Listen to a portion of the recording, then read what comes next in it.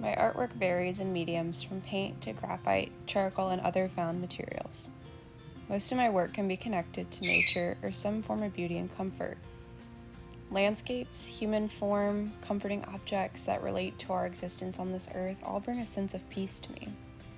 I enjoy exploring negative spaces, the relationship between the portions of the body, and the colors that are naturally expressed every day. I'm very intrigued with how a piece makes you feel as an artist. Once I'm finished, it's up to the viewer to analyze how they react to it. A piece I find visually interesting and draws my attention and may seem stagnant to others, and that's perfectly okay. My job is to decide how I feel about a piece and convey that to the canvas or paper. Oftentimes, music is involved either during the planning process or the execution to enhance the mood I'm channeling.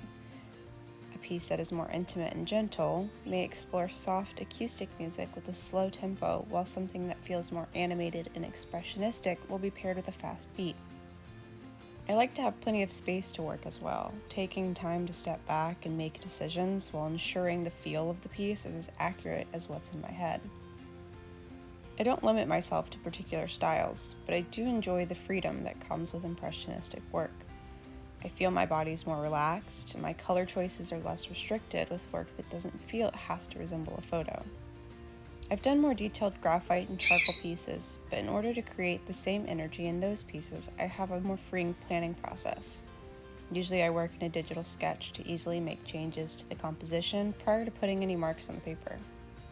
I find the act of translating that initial sketch to paper to be very tedious and tends to strain my endurance for meticulous detail. My body becomes more tense, and I find my face drawn closer to the paper, so more breaks are required during work like this compared to paintings. In the end, I do feel a sense of pride when I step back and the work is done. One of the examples I can think of to express how work makes you feel is one by Amaranth Ehrenhalt. Often explosive in color and open to interpretation, the viewer has such an impact in how the art communicates with them. It's purely about how the piece feels. Works like Lanier, created in 1958, have such a compelling movement that it feels natural to assume a narrative to the piece. While my work is more concrete than abstract expressionism, I'd love to capture the same energy in my own work. Another artist I admire for their ability to house energy is Anne Herrero. Her work with oil encases a life behind the eyes of her models and a beautiful sense of depth in the way she works with light and darkness. She embraces the brushstrokes and the peripheral of her images to remind the viewer that they are not looking at a photograph in a way that lends to my appreciation of the piece. As my work continues and my experience with different mediums expand, I seek to explore this world we live in through all of its natural beauty and gore. The flaws that make it whole are reflected in work that lures me to peace. At the end of the season, I find rest in the process of creating the work. The result is just a side effect that I'm left to appreciate and hope others are able to enjoy as well. As my time comes to an end in university classes, I'm provided with the opportunity to question what art I like to create. There are no more assignments, no more tasks. The only thing left is for me to create what brings me joy.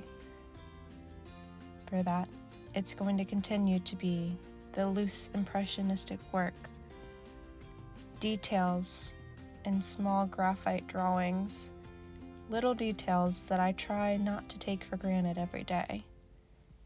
My art is a magnifying glass to the features that I wish to take a moment and spend more time on, appreciating that we're here. The result is something fun to look at, but it's the process that keeps me coming back. Whether it's erasing from charcoal, doing digital illustrations as planning for larger pieces, or applying wall spackling mixed with gouache pigment. I cherish every strategy I've learned during my time in studies to create who I am and how my art can show that.